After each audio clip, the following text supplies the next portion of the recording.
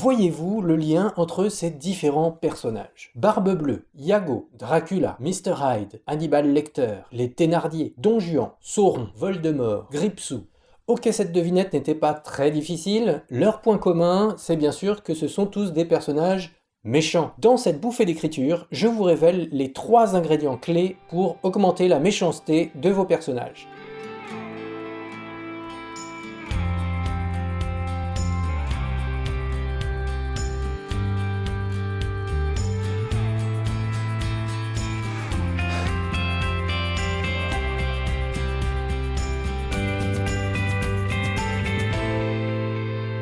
Vous écrivez un roman et vous avez besoin d'un méchant pour pimenter votre intrigue.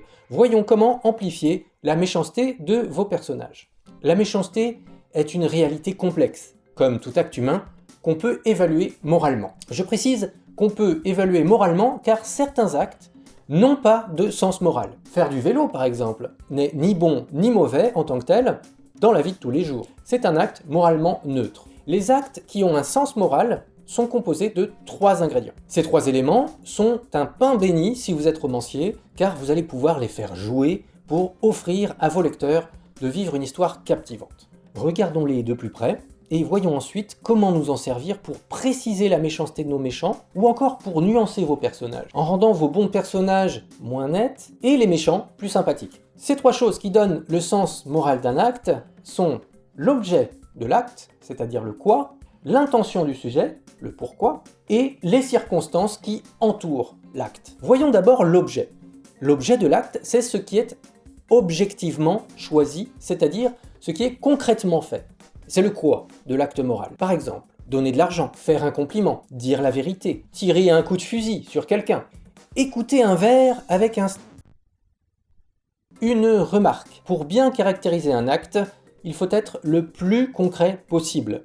Par exemple, donner de l'argent est trop général pour qu'on puisse en dire quelque chose. Il faut aller plus loin. Est-ce un prêt, un paiement à une caisse de supermarché, une rançon, un don gratuit, etc. Dans chaque cas, l'objet change profondément le sens de l'acte. L'objet n'est pas le seul à donner à l'acte son sens moral et il faut voir l'intention. L'intention est le but poursuivi par le sujet. Là encore, on peut avoir une intention plus ou moins bonne. Et pour savoir si un acte est moralement bon ou mauvais, on doit toujours tenir compte de l'objet et de l'intention ensemble, car parfois, l'un ou l'autre peut renverser l'équilibre et pervertir l'acte. Par exemple, dire la vérité pourrait sembler être une bonne chose, pas vrai? Et pourtant, poussé par la colère, on peut dire ces 4 vérités à quelqu'un pour le blesser. On appelle ça la médisance. L'objet est bon, c'est-à-dire dire la vérité, mais l'intention est mauvaise, blesser. L'acte bon a été perverti par l'intention mauvaise. A l'inverse, la fin ne justifie pas les moyens. On ne peut pas tuer, par exemple, un innocent pour sauver un peuple. L'intention peut être bonne, mais l'acte n'en sera pas bonifié pour autant. Pour compliquer le tout, les intentions peuvent s'emboîter et s'ajouter. On peut par exemple rendre service gratuitement, ce qui est une bonne intention, simplement pour briller en société. Et là, c'est déjà moins clair. Bref. On ne peut pas faire du mal pour qu'il en résulte un bien. Là-dessus s'ajoutent les circonstances. Les circonstances interagissent aussi avec l'objet et l'intention en augmentant ou en diminuant leur gravité, sans pour autant l'excuser. Par exemple, voler une pomme est moins important que voler 1 million d'euros. L'objet est plus ou moins grave. Et agir sous le coup de l'émotion est moins pire que d'agir avec préméditation. La gravité de l'intention est plus ou moins diminuée.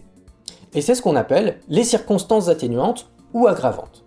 Évidemment, rien n'est gravé dans le marbre. Nous sommes tous confrontés aux choix à poser. Et c'est parfois très difficile de faire le bien, car il faut à la fois vouloir un acte bon, avec une bonne intention et dans des circonstances favorables. C'est pour cela que la bonté ou la méchanceté des personnages nous parle au plus intime. Ils sont comme des miroirs déformants qui renvoient à nos propres choix. Alors voyons comment régler le vice de votre méchant. L'objet, l'intention, les circonstances de ces actes peuvent servir à construire votre personnage. Si vous voulez le rendre vraiment méchant, vous pouvez amplifier la malfaisance de ces 3 éléments. Montrer la perversité de ce qu'il fait. La malice de certains objets sont évidents. Tuer, voler, écraser l'autre, se croire supérieur, etc. Vous pouvez vous inspirer par exemple des 7 péchés capitaux. La paresse, l'orgueil, la gourmandise, la luxure, l'avarice, la colère et l'envie. Vous pouvez aussi tout simplement regarder autour de vous et vous laisser inspirer par tout ce que vous sentez. Le plus important ensuite, c'est de montrer en quoi ces actes sont mauvais, jusque dans leurs conséquences. Par exemple, tuer quelqu'un est une chose horrible, même en cas de légitime défense. Mais vous pouvez augmenter cette horreur en y mettant de la perversité. Si vous montrez par exemple à quel point le meurtre a des conséquences terrifiantes. Par exemple, si l'on sait que celui qui est tué est père de 3 enfants, c'est quelque chose déjà d'assez lourd.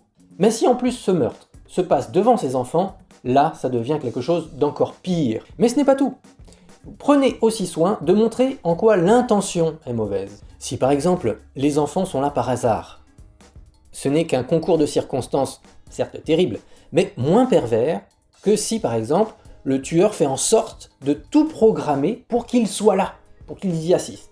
Montrez aussi le plaisir qu'en retire le tueur.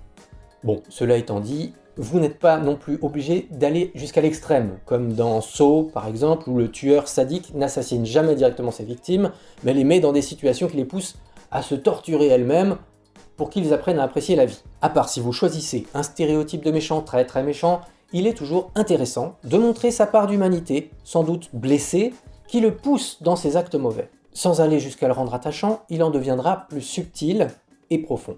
Le lecteur condamnera peut-être, si vous le voulez, mais sans le considérer comme un monstre, ce qui reviendrait à lui refuser sa part d'humanité. Ainsi, en restant humain, votre personnage méchant touchera à sa manière le cœur de vos lecteurs. Au boulot!